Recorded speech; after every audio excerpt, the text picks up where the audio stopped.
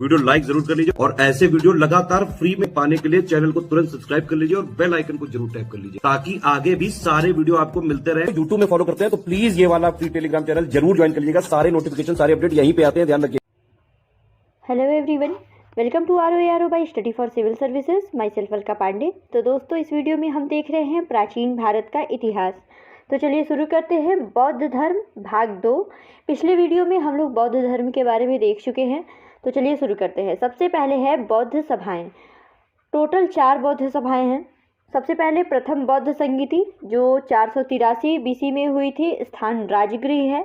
इसके अध्यक्ष महाकश्यप थे और उस समय शासक जो थे अजातशत्रु हर्यंक वंश के। ठीक है।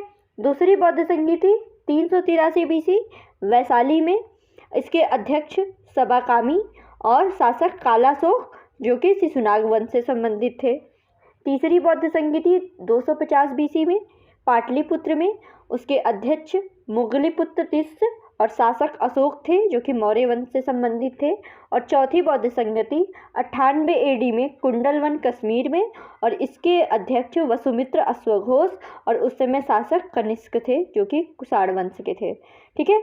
तो ये चारों बौद्ध संगतियाँ हैं, बहुत ही इम्पोर्टेंट।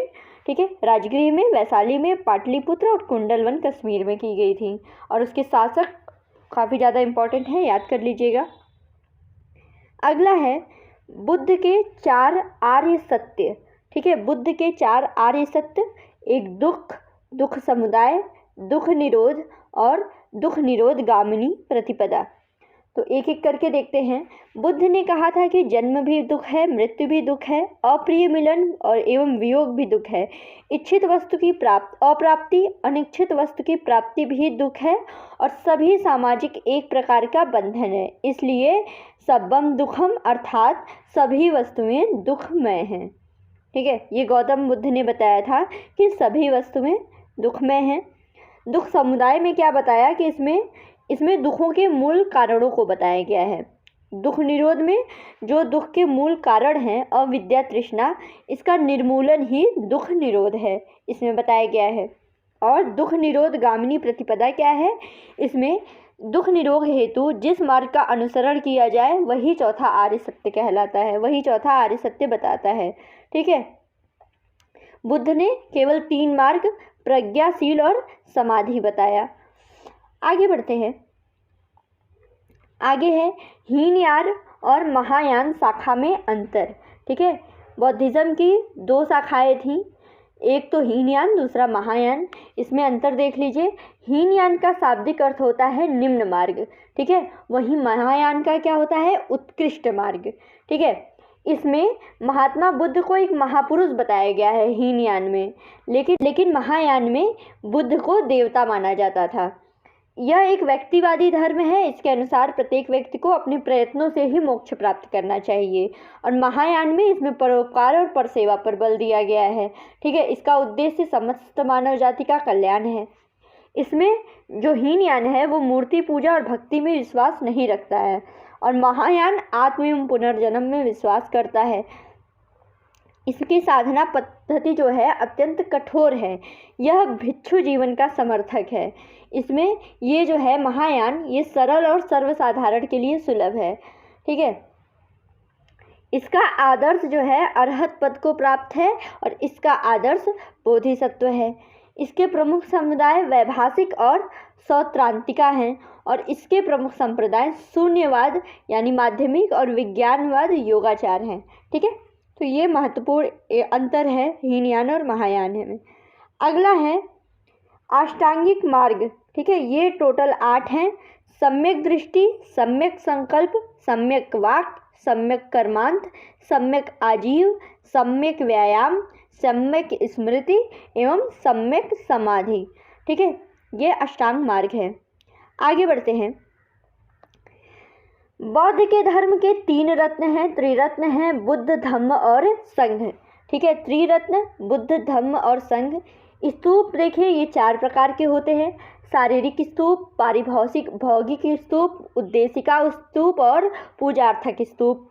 बौद्ध साहित्य को त्रिपिटक कहा जाता है। ये पाली भाषा में है। त्रिपिटक क्या होते हैं? विनय पिटक, सुत्त पिटक और अभिधम्म पिटक। एक एक करके इनके बारे में देखते हैं। विनय पिटक जो है इसमें संघ संबंधी नियम, दैनिक जीवन संबंधित आचार विचार, विधि निषेधों का आदि इन सब का संग्रह है। सुत्त पिटक में बौद्ध धर्म के सिद्धांत और उपदेशों के बारे में है और अभिधम्म पिटक में बौद्ध के दार्शनिक सिद्धांतों का संग्रह मिलता है। ठीक है।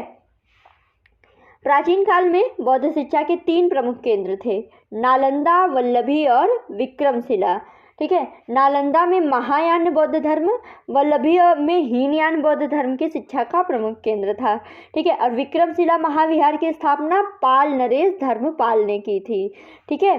विक्रमशिला महाविहार धर्मपाल ने इसकी स्थापना की थी और सर्वप्रथम कुमारगुप्त प्रथम ने नालंदा बौद्ध विहार को दान दिया था।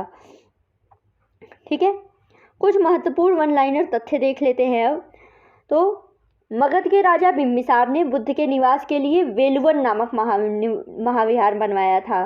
बिंबिसार ने वेलुवन नामक महाविहार, और लिच्छवियों ने महावन में इनके लिए प्रसिद्ध कुटाग्रशाला का निर्माण करवाया था। ठीक है। धम्मपद जो है इसको बौद्ध धर्म की गीता कहते हैं। ये एक अकेला ऐसा ग्रंथ है जिसमें बौद्ध दर्शन के सभी सिद्धांत मिलते हैं। आर्य मंजूश्री मूल कल्प, ये 9वीं शताब्दी में रचित महायान बौद्ध धर्म है, बौद्ध ग्रंथ है। ठीक है। और राहुल संस्कृतायन इस ग्रंथ की प्रति को तिब्बत से भारत लाए थे। बौद्ध धर्म के बारे में विशद ज्ञान त्रिपिटक, विनय पिटक, सूत्र पिटक, अभिधम्म पिटक में प्राप्त होता है और तीनों पिटकों की भाषा जो है वो पाली है। धर्म में पुनर्जन्म की मान्यता है और इसमें सम्मिलित होने के लिए न्यूनतम आयु सीमा 15 साल थी। ठीक है। बौद्ध संघ में प्रविष्ट होने को उपसंपदा कहा जाता था। इसके 3 रत्न थे, बुद्ध धम्म और संघ।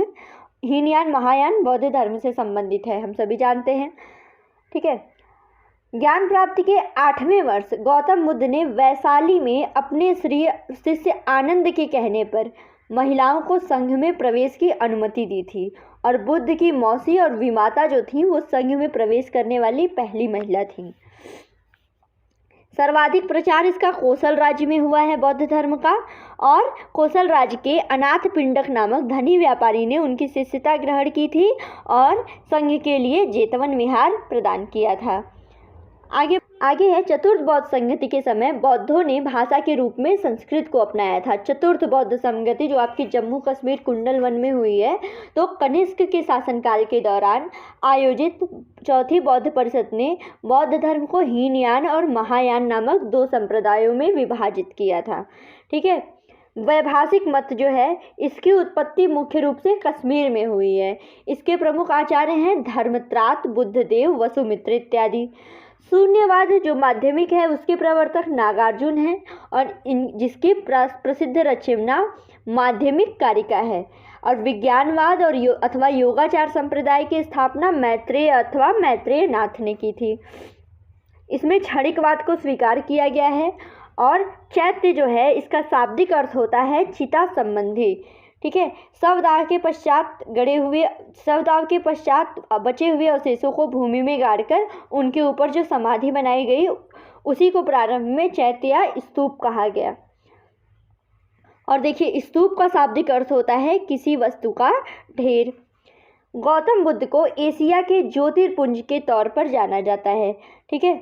एडविन अर्नाल्ड ने लाइट ऑफ एशिया नामक काव्य पुस्तक की रचना की थी जो इनके जीवन पे थी। और महापरिनिर्वाण मंदिर उत्तर प्रदेश के कुशीनगर में स्थित है और मंदिर में स्थापित भगवान बुद्ध की मूर्ति 1876 ईस्वी में उत्खनन के द्वारा प्राप्त की गई थी। तो दोस्तों ये रहा आपका बौद्ध धर्म के बारे में। तो आज के लिए इतना ही, अब देखेंगे अगली क्लासेस में। Thank you so much.